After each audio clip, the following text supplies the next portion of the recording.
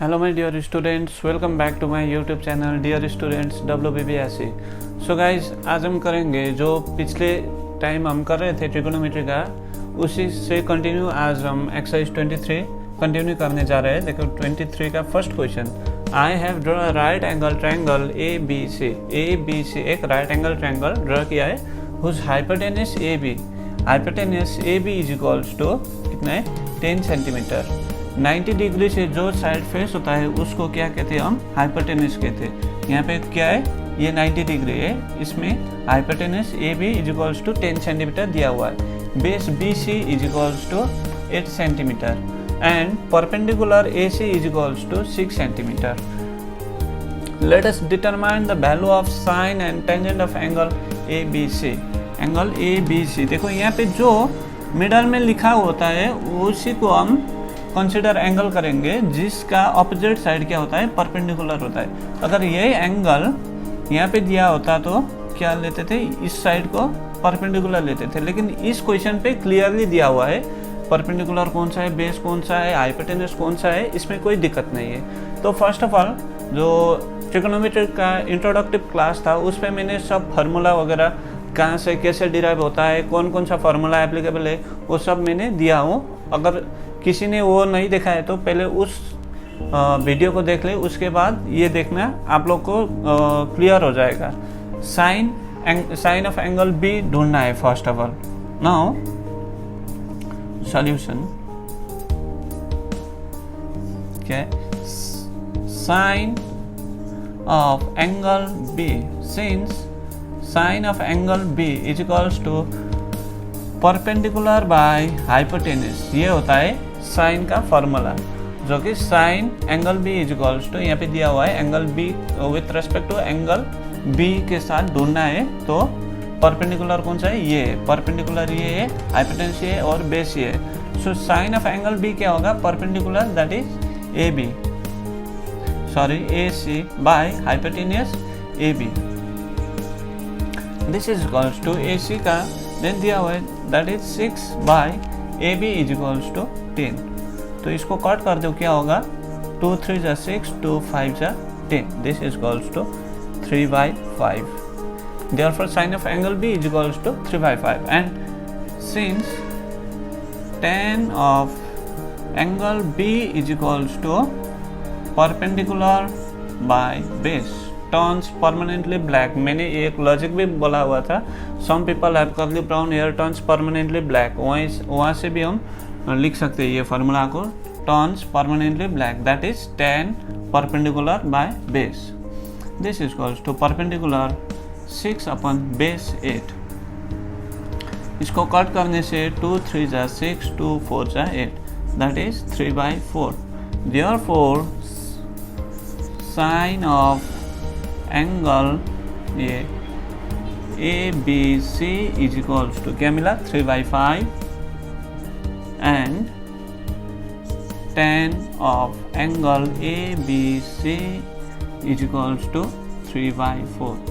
देखो अब हम करने जा रहे हैं क्वेश्चन नंबर 2 और 3, ये दोनों सेम है। मैं आप लोग को हिंट दे दूंगा, आप लोग कर लेना। वैसे हिंट मैंने तो यहाँ पे सब कुछ कर दिया हूँ, फिर भी आप लोग एक बार ट्राई करना, अगर नहीं हुआ तो मैं कर दूंगा। नंबर 2 में क्या है, Soma has draw right angle triangle ABC एक राइट एंगल ट्रायंगल ड्रॉ किया हुआ है whose angle ABC is equals to 90 degree that is angle ABC। ये जो एंगल है ये 90 degree. AB is equals to 24 centimetre, ये साइड भी दिया हुआ है, और and BC is equals to 7 centimetre, ये भी दिया हुआ है। और बाद में क्या पूछा है, bye calculating let us right the value of sin A cos A tan A and cosec A। sin A cos A tan A और cosec A, ये चारों का वैल्यू ढूंढना है। देखो यहाँ पे क्या दिया हुआ है, with respect to angle A, ये चारों ट्रिगोनोमेट्रिक एंगल में क्या है, with respect to angle A, that is इस एंगल के रेस्पेक्ट में हमको ढूंढना है। अगर इस एंगल के रेस्पेक्ट में बोल रहा है तो इस एंगल के ऑपोजिट साइड क्या होता है, परपेंडिकुलर होता है, और जो 90 डिग्री से फेस किया होगा साइड क्या होता है, ये होता है हमारा हाइपोटेनस होता है। ये क्या हुआ, परपेंडिकुलर होता है। और जो थर्ड साइड होता है ये क्या होता है, बेस होता है। देखो यहाँ पे हाइपोटेनस ढूंढने के लिए बाय पाइथागोरस थ्योरम हम कर सकते हैं। पाइथागोरस थ्योरम क्या कहता है, hypotenuse square is equals to base square plus perpendicular square, ये होता है। और हाइपोटेनस को इस साइड रखो और ये स्क्वायर को उस साइड लाने से स्क्वायर रूट लगेगा, और इसको बेस के जगह में क्या डालोगे 24 और परपेंडिकुलर के जगह में ये 7, और आपको सिंप्लीफाई करने के बाद हाइपोटेनस क्या मिलेगा, ये हाइपोटेनस 25 सेंटीमीटर मिल जाएगा। और अब देखो साइन ऑफ एंगल ए क्या होगा। Sine of angle A formula तो पता ही होगा, some people have, that is some people have means perpendicular by hypotenuse. Perpendicular क्या है यहाँ पे 7 है, हाइपोटेनस क्या है 25 है। इसी तरह आप लोग ये भी कर सकते हो, cos ए का क्या है बेस बाय हाइपोटेनस होता है, और बेस के जगह में 24 डाल दो, हाइपोटेनस के जगह में 25 डाल दो, ये भी हो गया। tan of angle A, tan A means perpendicular by hypotenuse, और परपेंडिकुलर क्या है, परपेंडिकुलर है 7 और हाइपोटेनस क्या है 25, 7/25 होगा इसका आंसर। cosec ए, cosec ए क्या है 1/sin ए, साइन का ऑपोजिट क्या होता है cosec होता है। और अगर साइन का वैल्यू ये परपेंडिकुलर बाय हाइपोटेनस है तो इसका रेसिप्रोकल क्या होगा, हाइपोटेनस बाय परपेंडिकुलर होता है। इसी तरह cosec ए मतलब क्या है, हाइपोटेनस बाय परपेंडिकुलर। हाइपोटेनस क्या है 25 और परपेंडिकुलर क्या है 7, हो गया। बस इतना ही है इसका आंसर। अगर आप लोग को फिर भी कोई डाउट है मन में ये कैसे किया, कैसे करना है, तो मुझे कमेंट करके बोल देना, मैं कर दूंगा आप लोग के लिए ये। अब देखो क्वेश्चन नंबर 3, क्वेश्चन नंबर 3 भी ये क्वेश्चन नंबर 2 से बहुत सिमिलर है। क्वेश्चन नंबर 3 में क्या है, if in a right angle triangle A B C, right angle triangle A B C, angle C is equals to 90 degree, यहाँ पे क्या दिया हुआ है, एंगल सी 90 डिग्री दिया हुआ है, और B C is equals to, BC is equals to 21 unit, AB is equals to 29 unit, 29 unit. Then let's find the value of sin A cos A, sin B cos B. देखो यहाँ पे दो conditions है, यहाँ पे दिया हुआ है ये एक राइट एंगल ट्रायंगल है जिसका ये 90 डिग्री ये एंगल C के साथ बनाएगा, और ये AB का लेंथ क्या है 29 है, और ये BC का लेंथ क्या है 21 यूनिट्स है। यूनिट से मतलब कुछ भी हो सकता है, ये सेंटीमीटर भी होता है, मीटर भी हो सकता है, किलोमीटर होता है, कुछ भी हो सकता है। अगर यूनिट्स दिया हुआ है तो आप लोग यूनिट ही लिखोगे, जैसे सेंटीमीटर दिया है तो सेंटीमीटर लिखोगे, अगर नहीं दिया है ऐसे जैसे कि इस क्वेश्चन में दिया हुआ है यूनिट्स बोल के, और आप लोग यूनिट्स में ढूंढोगे। फर्स्ट में क्या है, with respect to angle A, with respect to angle A करने के लिए क्या होता है, इसके साथ ये परपेंडिकुलर होता है। फर्स्ट केस 1 के लिए क्या है, हाइपोटेनस होता है हमारा, हाइपोटेनस होता है ये एवरी केसेस के लिए ए बी होता है, ए बी कितना है 29 है, और परपेंडिकुलर होता है ये बी सी जो 21 यूनिट है, और बेस क्या होता है, बेस होगा ये ए सी जिसका वैल्यू 20 है। यहाँ पे मैंने किया हूँ, देखो यही सेम फार्मूला जो पाइथागोरस थ्योरम ये क्वेश्चन नंबर 2 के लिए किए थे, और यहाँ पे इस परपेंडिकुलर को आगे ले आना, हाइपोटेनस को पीछे ले जाना, और ये बेस को आगे ले आने से हो गया ये फार्मूला। एक याद करो और इसके साथ खेलना सीखो तो फार्मूला इजी हो जाता है। देखो इस बेस को आगे ले आओ, ये बेस को आगे ले आओ, इज इक्वल्स टू के आगे लाने से क्या होता है, साइन चेंज होता है, इसलिए ये प्लस में इधर आगे आने में माइनस हो गया, और is equals to perpendicular square. देखो ये फार्मूला मिल गया हमको, यहाँ से ही मिला है। और इसी तरह यहाँ पे हाइपोटेनस की जगह में ये डाल दो, बेस की जगह में ये डाल दो, सो 29 21 ये करने के बाद क्या होगा, A C is equals to 20 unit. ये कितना मिला, 20 यूनिट मिल गया।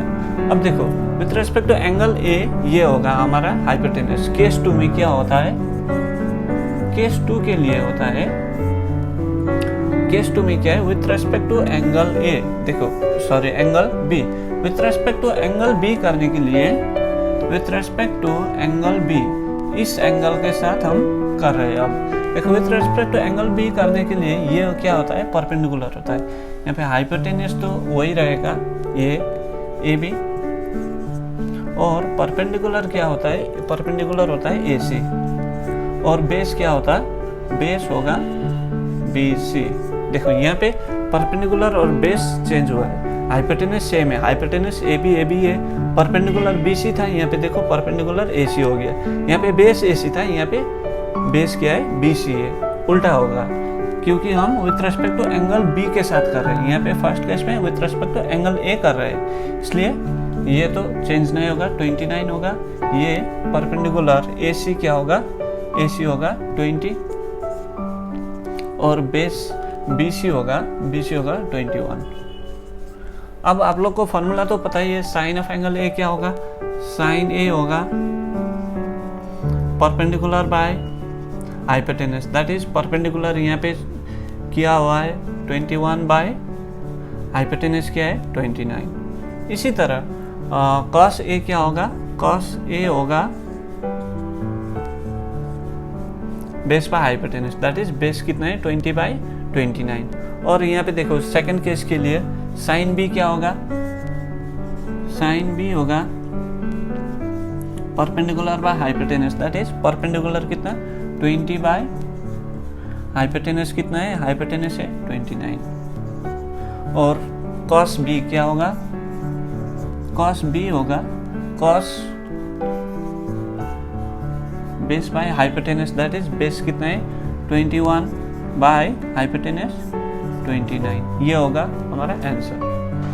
Now let's move to question number 4. If cos theta is equals to 7 by 25, then let us determine the values of all trigonometric ratios of the angle theta.